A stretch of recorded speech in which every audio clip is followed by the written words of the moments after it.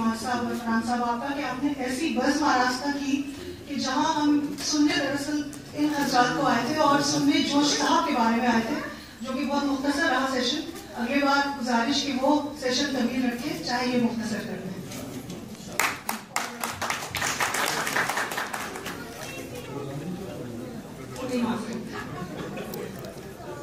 जैसा कि एक मैसेज आया था कि क्योंकि हम खिराज अकीदत पेश कर रहे हैं जोश साहब को, तो अगर उनका कोई किस्सा या उनका कोई कलाम अगर हो सके तो उसी की कोशिश में एक नज़्म मैंने उनकी ली है जिसका उन्वान है प्रोग्राम। और इसके जरा सा पहले एक तबीयत के तौर पर मैं ये ख्याल का इजहार करना चाहूँगी, जो मैं अक्सर अपने कुछ और शोज़ में अर्ज कर चुकी हूँ कि जब हम बात करते हैं किसी शायर की या किसी शख्सियत की, किसी अदीब की, और जब हम कहते हैं कि वो उस मुल्क से ताल्लुक रखता है, तो वो बड़ी अजीब सी बात खटकती है। क्योंकि जो ऐसी शख्सियात होती हैं, शायर या अदीब या फिलोसफर्स, जो कि दुनिया को इतनी इल्म की दौलत लेके जाते हैं, तो गैर मुनासिब है कि उन्हें सरहदों में हम बांट सकें। जोश साहब के सिलसिले में भी यही था, हिंदुस्तान के थे, पाकिस्तान के थे। तो अब आप ये देखिए कि वो अपने अल्फाज में अपने कहाँ होने का पता देते हैं। मुलाज़ा फरमाइए,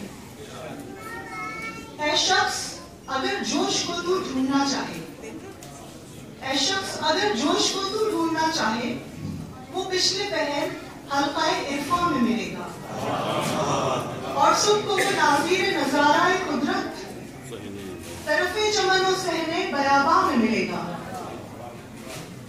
और दिन को वो सरदश्ताए असरार व मानी, और दिन को वो सरदश्ताए असरार व मानी शहरे हुनर व हुए बयामा में मिलेगा।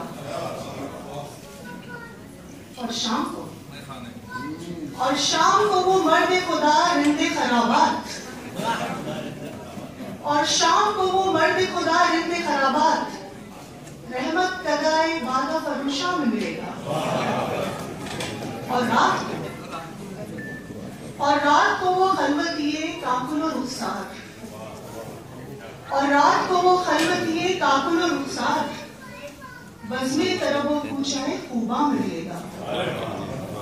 और होगी कोई जब्र तो वो बंदाए मजबूर, और होगी कोई जब्र तो वो बंदाए मजबूर छोटे की तरह तलबे एहज़ा में मिलेगा। ऐ शख्स अगर जोश को ढूंढना चाहे।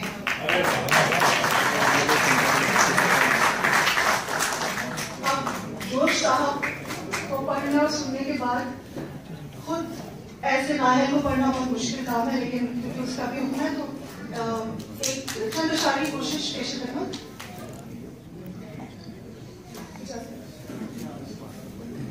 तूने एक बात कही लाख फसाने निकले, तूने एक बात कही लाख फसाने निकले, दिल में फिर सांस छेड़ा कितने तराने निकले।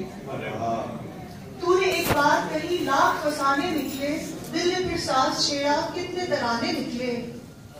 अपनी पामाली का एहसास हुआ तब हमको, अपनी पामाली का एहसास हुआ तब हमको, जिंदगी हम जो तेरा कर्ज चुकाने निकले। तमाम उम्र जो पलकों पे सजा रखे थे, तमाम उम्र जो पलकों पे सजा रखे थे, वक्त आखिर वही ख्वाब सराहने निकले।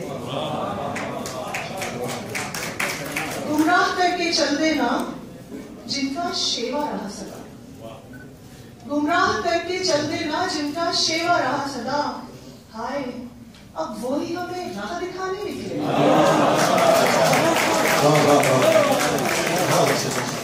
गुमराह करके चल देना जिनका शेवा रहा सदा, हाय अब वो ही हमें राह दिखाने निकले। ताक़ुबे नूर में जब शम्मे जल बुझी सारी, ताक़ुबे नूर में जब शम्मे जल बुझी सारी, हो गए मजबूर लो हम दिल ही जलाने निकले। तूने एक बात कही लाख फसाने निकले।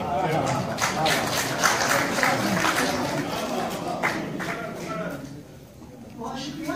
एक नज़्म लिखी थी मैंने, उसकी तमीज़ भी जरा वाज़ेह हो जाए तो बेहतर है। ये इंटरनेशनल वुमेन्स डे मनाया जाता है मार्च में, तो मुझे कभी से ये समझ में नहीं आया कि एक खास दिन आप कैसे औरत को डेडिकेट कर सकते हैं? मतलब बस एक दिन साल में, उसके बाद यही अफसोस है कि नहीं करते, इसीलिए एक दिन डेडिकेट करते हैं, वो सिर्फ डेडिकेट करते हैं। तो ये मार्च में इत्तेफाक से बहुत व्हाट्सएप पर सब जगह चल रहा था जिक्र, तो बड़ी बेचैनी मुझे हुई। वो मैंने उसी वक्त कागज कलम लिया और अपने एक सवाल को इस नज्म के तौर पे पेश किया। और वो सवाल दुनिया से नहीं, क्योंकि वहां से नहीं मिलेगा, ये हम लोगों को खुद से करना और खुद से इसका जवाब देना है। इसका अनुमान है वजूद। मेरा वजूद क्या है? मेरा वजूद क्या है? एक बेटी बन के रहना, कभी बन गई मैं बहना, फिर हो गई किसी की, बस पाके जोड़ा कहना। मेरा वजूद क्या है? एक मां से जन्म पाके एक मां बनने तक का, एक मां से जन्म पाके एक मां बनने तक का ये मेरा जो सफर है, ये मेरा कब रहा है? मेरा वजूद क्या है? ना अपने दिल की बातें, ना अपने दिल की यादें, ना अपने दिल की बातें, ना अपने दिल की यादें, जिन पे चला दिया बस चलती हूँ वही राहें। मेरा वजूद क्या है? अब बाकी जो सफर है उस राह पर चलूं मैं, अब बाकी जो सफर है उस राह पर चलूं मैं, जो मेरे मन को भाए, मेरे नगर को जाए, जहां मेरे दिल की धड़कन मेरे ही दिल से आए। नजर आईने में मुझको मेरा ही अक्स आए, मैं उससे फिर ना पूछूं मेरा वजूद क्या है। बहुत शुक्रिया।